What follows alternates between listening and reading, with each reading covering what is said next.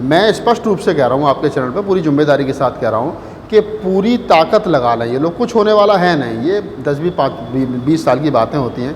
एक समय था जब 404 410 सीटें कांग्रेस की हुआ करती थी और नारा लगता था इंडिया जिंद्रा इंदिरा जिंडिया।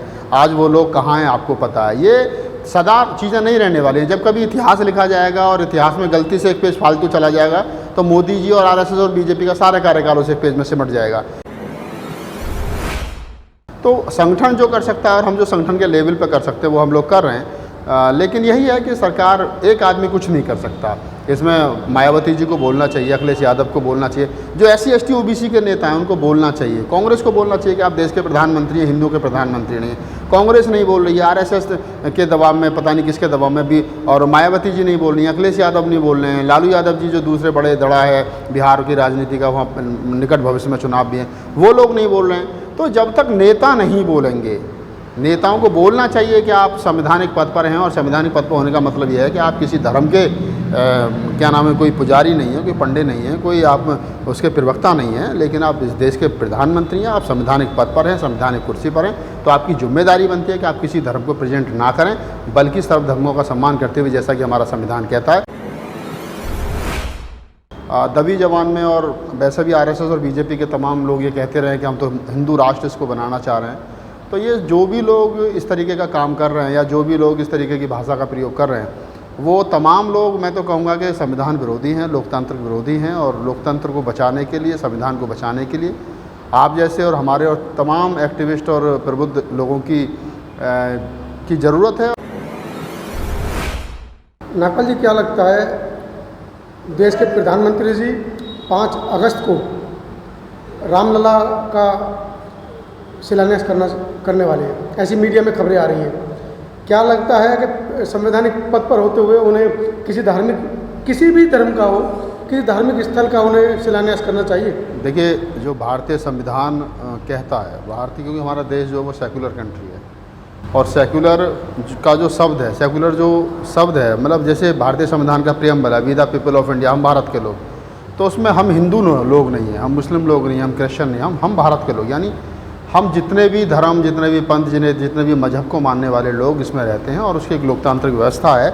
उस लोकतांत्रिक व्यवस्था के तहत कोई भी व्यक्ति किसी भी पद पर रहते हुए, उसका व्यक्तिगत धर्म तो हो सकता है, लेकिन वो किसी संवैधानिक पद पर रहते हुए ना ही तो किसी अपने धर्म का प्रचार कर सकता है, ना ही किसी दूसरे धर्म को वो अपमानित कर सकता है या उसको नीचा दिखा सकता है। लेकिन अगर प्रधानमंत्री जी, जैसा कि आपके द्वारा पता चला और हम भी मीडिया को देख रहे हैं, उसमें प्रधानमंत्री जी जो है वो रामलला के, राम मंदिर के उद्घाटन के लिए जा रहे हैं और वहाँ नींव रखने के लिए जा रहे हैं, तो पहली बात तो ये गलत है, गैर संवैधानिक है। किसी भी संवैधानिक पद पर रहते हुए इस तरीके का कोई भी आदमी काम नहीं कर सकता है।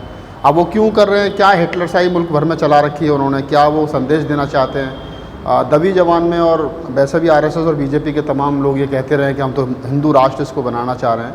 तो ये जो भी लोग इस तरीके का काम कर रहे हैं या जो भी लोग इस तरीके की भाषा का प्रयोग कर रहे हैं, वो तमाम लोग, मैं तो कहूँगा कि संविधान विरोधी हैं, लोकतंत्र विरोधी हैं, और लोकतंत्र को बचाने के लिए, संविधान को बचाने के लिए आप जैसे और हमारे और तमाम एक्टिविस्ट और प्रबुद्ध लोगों की ज़रूरत है, और उन लोगों को आगे आकर के इस पर बेबाकी से अपनी राय रखनी चाहिए। मेरा तो यही कहना है। बीजेपी के मंत्री जब पहली बार मोदी सरकार आई थी, मोदी जी प्रथम बार प्रधानमंत्री बने थे, तो बीजेपी के मंत्री ने तो स्पष्ट कहा था हम तो आए ही संविधान को बदलने के लिए। देखिए, बहुत सारे लोगों ने ये बात कही है। बीजेपी जो है, अक्सर उनके जो छोटे नेता हैं वो बड़े कहते रहे, इस बात को कहते रहे, और चाहे वो मधु शर्मा हो, चाहे और अन्य कई लोग हों जो इस तरीके की भाषा का प्रयोग करते रहे, जो गैर संवैधानिक भाषा है। जोर लगाना उनका काम है, काम करना, भाषा बोलना, ये उनका काम है। मैसेज देना लोगों में कि हम हिंदू धर्म के लिए काम कर रहे हैं, ये उनका काम है। क्योंकि वो उनके मोदी जी की जो पैंट है उसके नीचे जो कच्छा है वो खाकी है,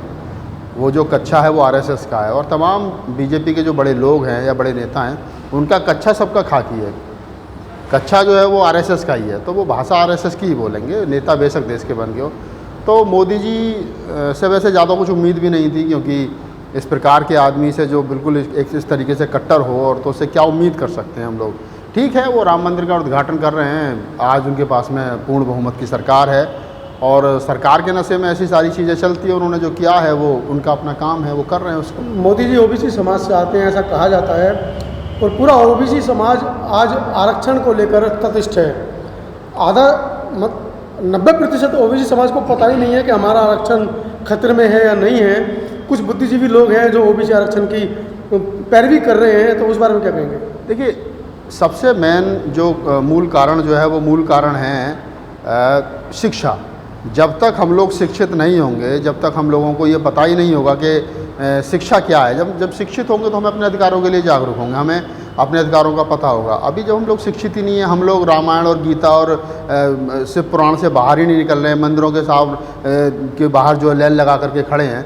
जो मंदिरों के बाहर लाइन लग रही है, जिस दिन ये लाइन जो है स्कूलों के बाहर लग जाएगी, उस दिन इस देश का चाहे तो ओबीसी और चाहे वो दलित हो, अपने अधिकारों के लिए जो है वो लड़ना शुरू कर देगा और सरकार से अपने अधिकारों के लिए मांगना शुरू कर देगा। मैं स्पष्ट रूप से कह रहा हूँ, आपके चैनल पर पूरी जिम्मेदारी के साथ कह रहा हूँ कि पूरी ताकत लगा लें। ये लोग कुछ होने वाला है नहीं, ये 10-20 साल की बातें होती हैं।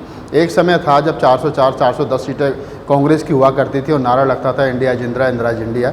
आज वो लोग कहाँ हैं आपको पता है। ये सदा चीज़ें नहीं रहने वाली हैं। जब कभी इतिहास लिखा जाएगा और इतिहास में गलती से एक पेज फालतू चला जाएगा तो मोदी जी और आरएसएस और बीजेपी का सारा कार्यकाल उस एक पेज में सिमट जाएगा।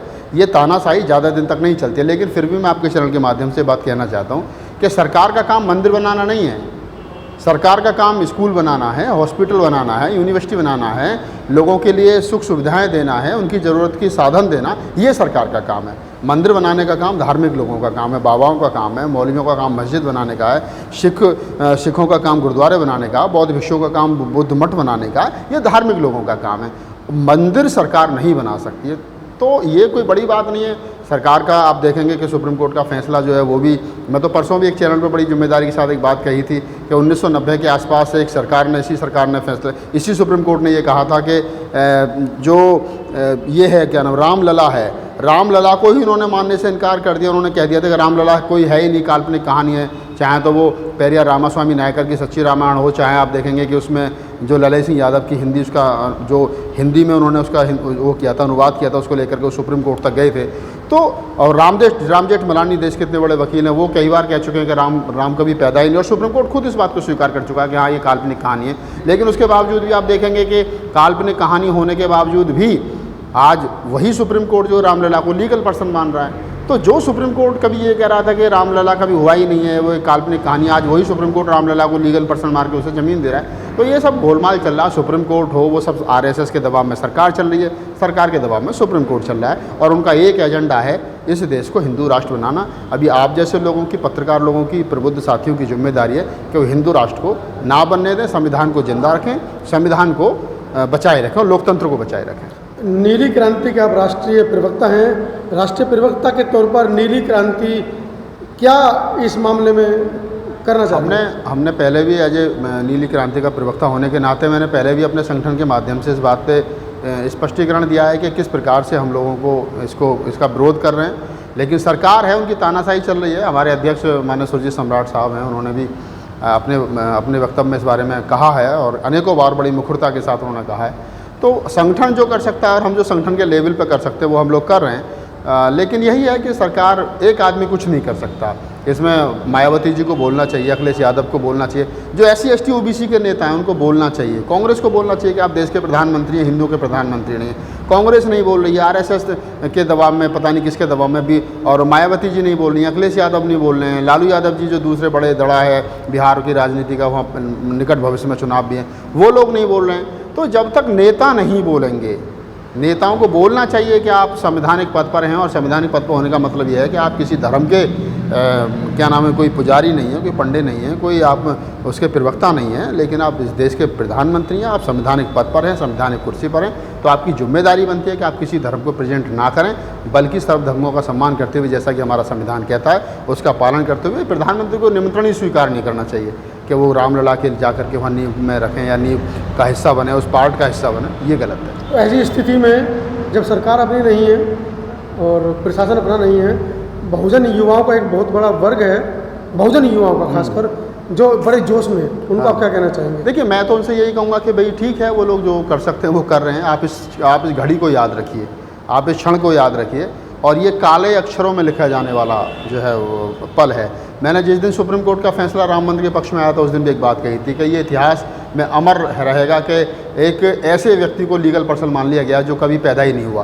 तो ये संवैधानिक नहीं है भावना, क्योंकि कोर्ट ये कहता है कि हम जो है तथ्यों के आधार पर चलते हैं, लेकिन फैसला भावनाओं के आधार पर हुआ।